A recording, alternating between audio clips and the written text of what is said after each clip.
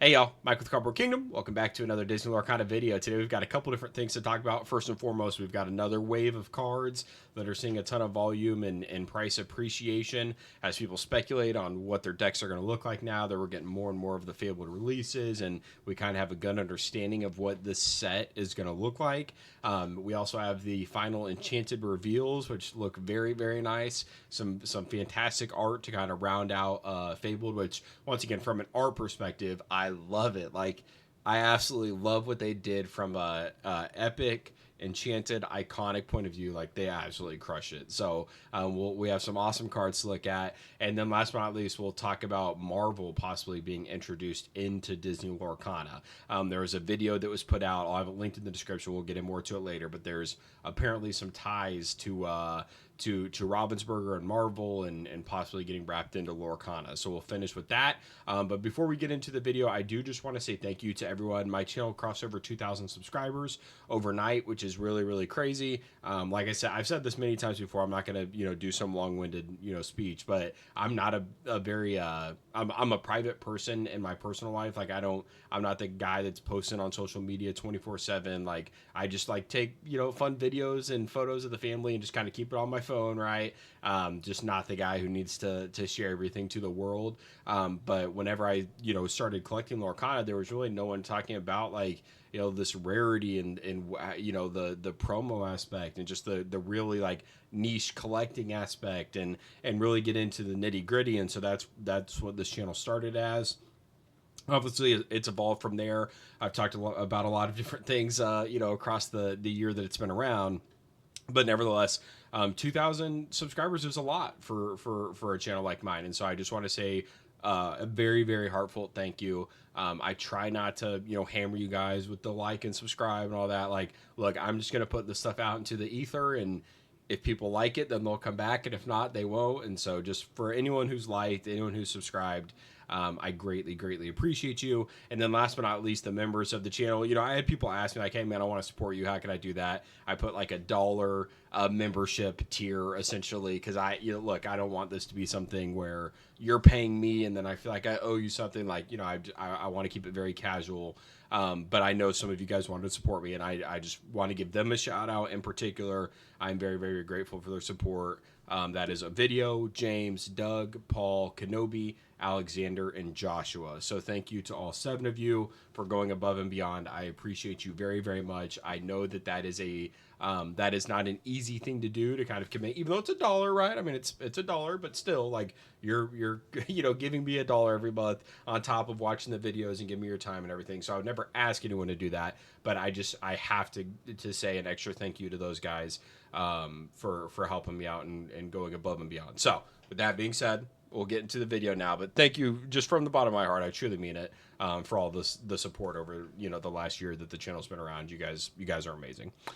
With that being said, first up, Belle, Accomplished Mystic. So this is a card that's really starting to run here as of late, because, and I don't know why my sales history is messed up. Like, show me all the, like, don't filter anything, to show me all the let's clear filter, see if that doesn't, like, it's just not showing me the sales. But when we look at the last 3 days, technically 75 items sold. I would bet a lot of those would be here as of late, because we know that Belle Accomplished Mystic is going to be brought forward. So lowest on the market right now is close to $4 or $5 when you look at shipping for a near mint copy. Verified right there on the second listing from the bottom, but we are starting to see a lot of traction, and the reason why is because we know that Belle Accomplished Mystic is getting an Enchanted in Fabled. This card looks awesome.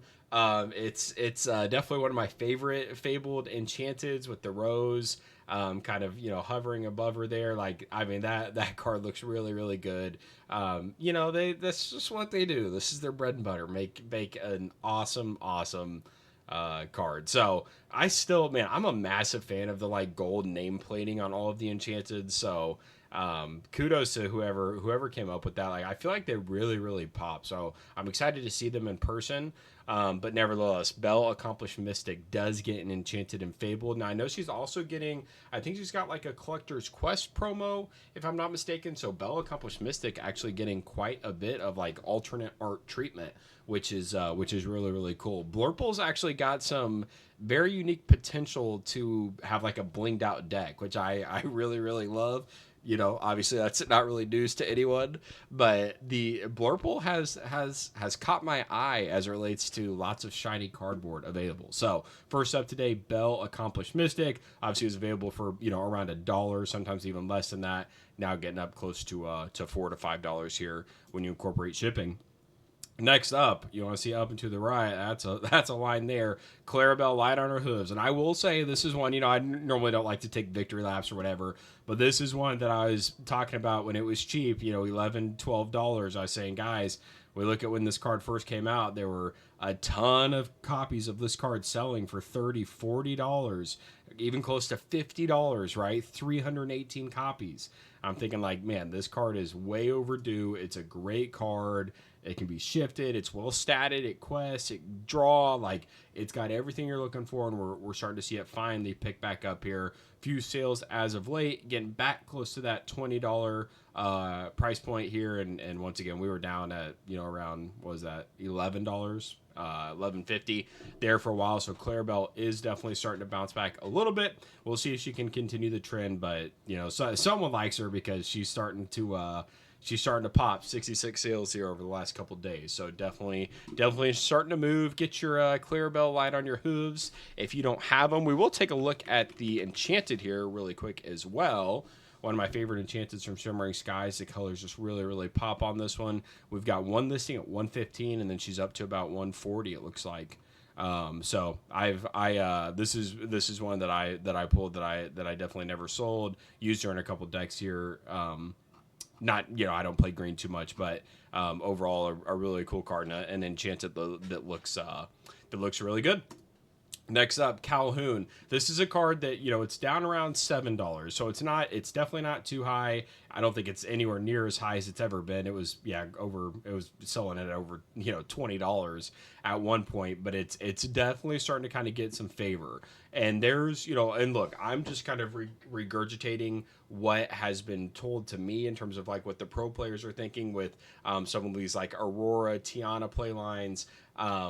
They think that it's aggro's without Be Prepared. It's like aggro's meta to lose.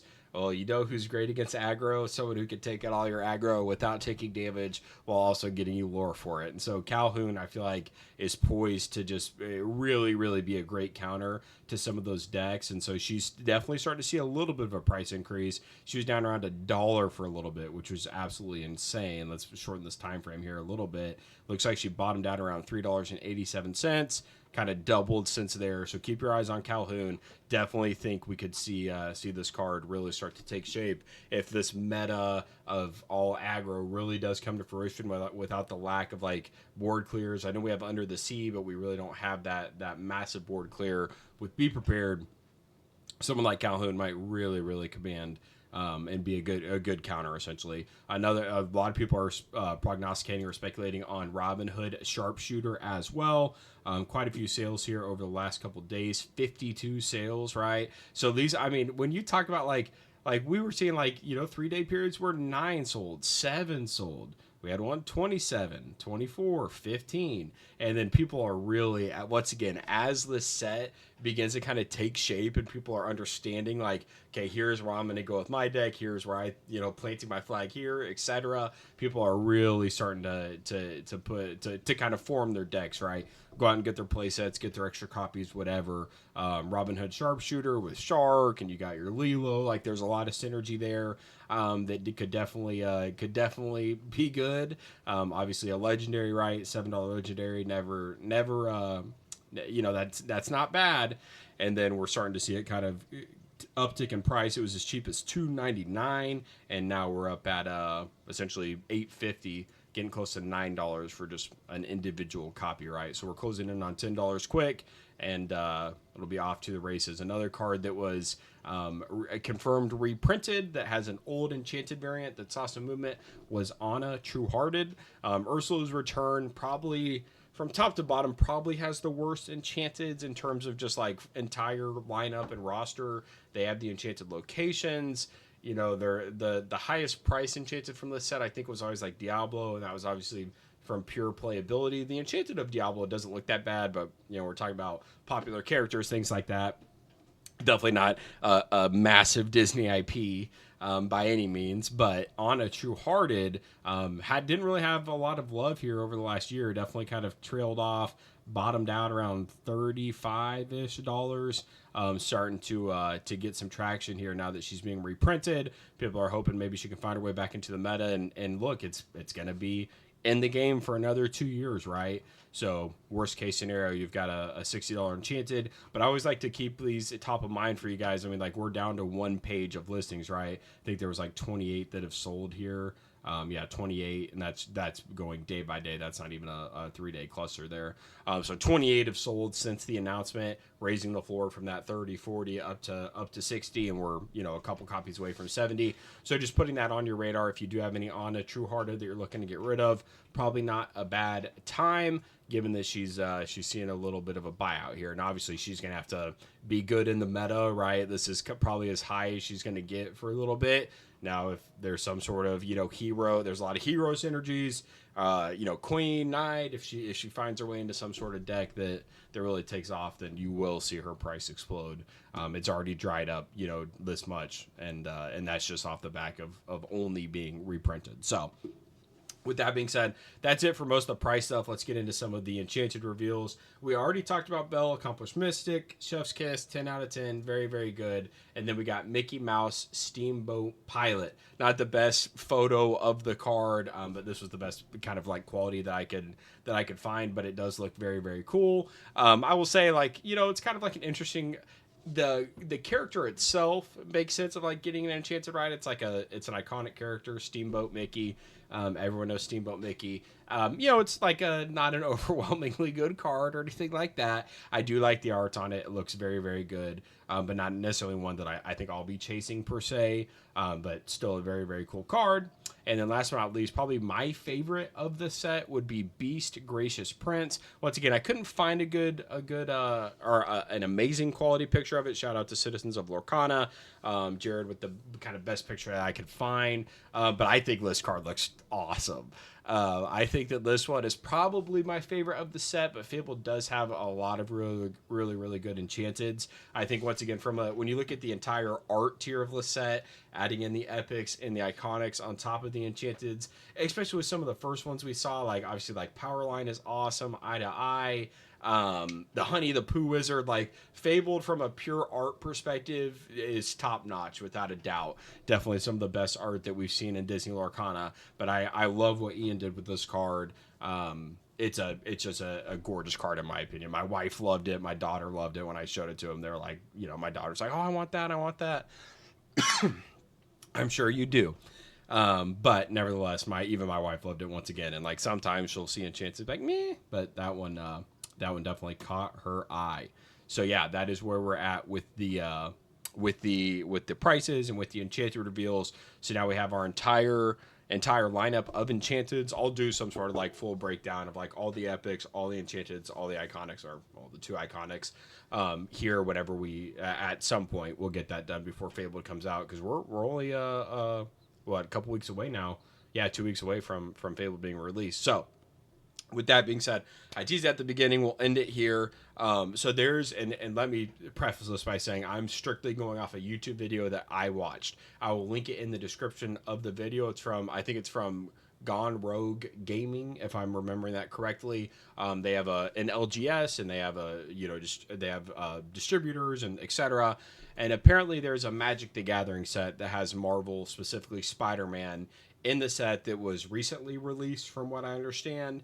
And that set had one wave go to the printer and be released, and then it got pulled from being printed again, because the rumor mill is saying that Ravensburger went to Disney went to Hasbro and said, hey, you guys can't print that set anymore. You no longer have rights to that license, or something along those lines. Once again, this is just Gone Rogue Gaming heard this from his distributor. That could be complete BS, right? This is all hypothetical. Do not take anything I'm saying to heart, but that is like how we got here, right? Just to at least give you some backstory. Once again, I will provide the link to his video in the description of this video, so you can go and watch it if you want to take a peek at what was actually said there. in terms of Marvel possibly coming to Lorcana, I think that that is really really cool because Marvel, obviously from a collector's perspective, it's another like massive IP that's always been, or not always, but is under the Disney umbrella that I think would be a good fit for Lorcana, right? Like and especially like right now, I think about like my family specifically. Like right now, my oldest daughter loves Lorcana because a lot of the characters, a lot of the enchanteds, or glimmers, whatever. A lot of them are themed around like princesses, and she can resonate with a lot of these movies that we watch, like Frozen, like Encanto, etc. So she's like it's very geared towards her. Now my son, we're he may not yet, but I with him are looking forward to Pixar, right? Getting things like Toy Story, Buzz, Woody, etc. Marvel would be another, like the dude loves Spider-Man. He loves Spidey. Excuse me. Spidey and His Amazing Friends on Disney Plus is a mainstay. So like having something like that into the into Lorcana would be insane, right? Having Spider-Man on a Lorcana card would be sick. I know some of you guys say, "Hey, keep Marvel out of Lorcana, etc." Blah blah blah. But I think that this, I think that this is honestly a big vote of confidence from Ravensburger, or from Disney for Ravensburger, because that license that they were selling to Hasbro, like that was probably making them a lot of money, right? Like I'm sure Magic paid a huge chunk of change to be able to license that brand and use that IP. That's been my problem with Magic when I look at it from like a longevity perspective. Like they don't really, like, they have their own IP, but their own IP is only centered around, like, it only has their current like players. Like me, as someone who's never played Magic, like I don't know any of the Magic IP, and I'll never know any of it, right? Just like I know there's lands, but like, or there's the Black Lotus, like I know that one, but Magic doesn't have a significant IP that is reaching out beyond its brand. So they have to go and partner with things like Lord of the Rings, like I think they do like Mortal Kombat stuff, or Teenage Mutant Ninja Turtles, or SpongeBob, or Spider-Man, right?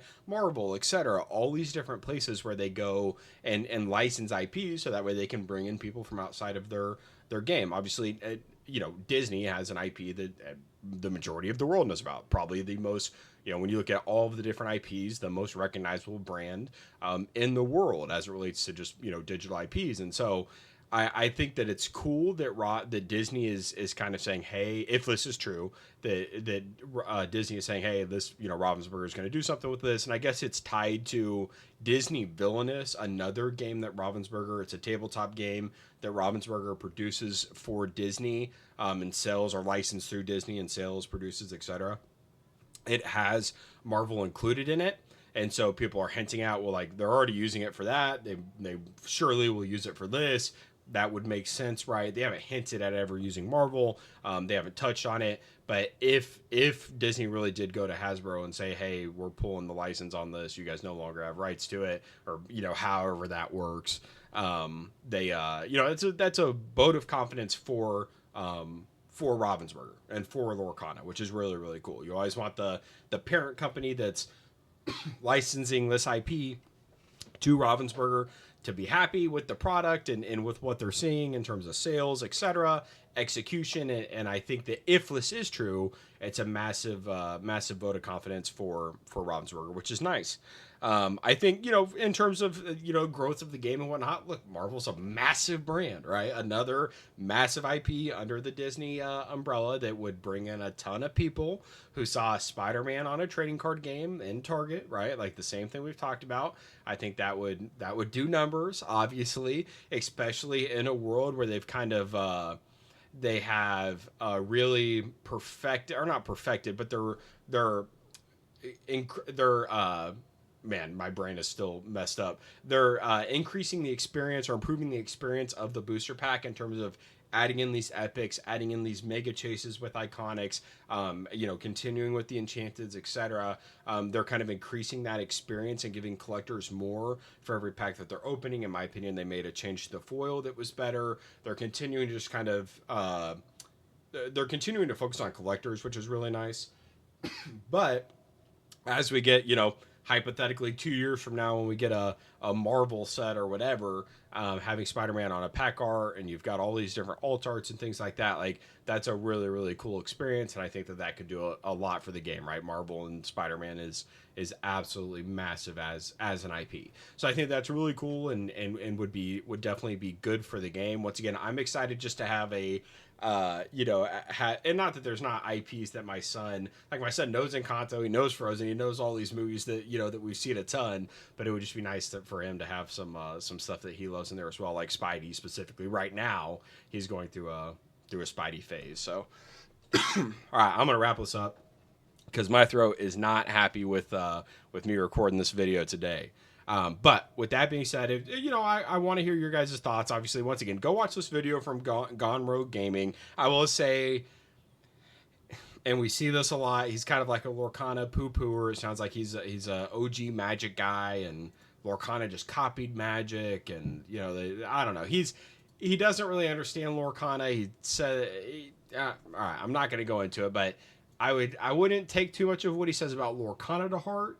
I don't think that he really knows what he's talking about when it comes to Lorcana, but his overall point is more what I'm discussing here in terms of the Marvel IP being taken away from Magic the Gathering. So I'd love for you guys to go watch it and give me your thoughts.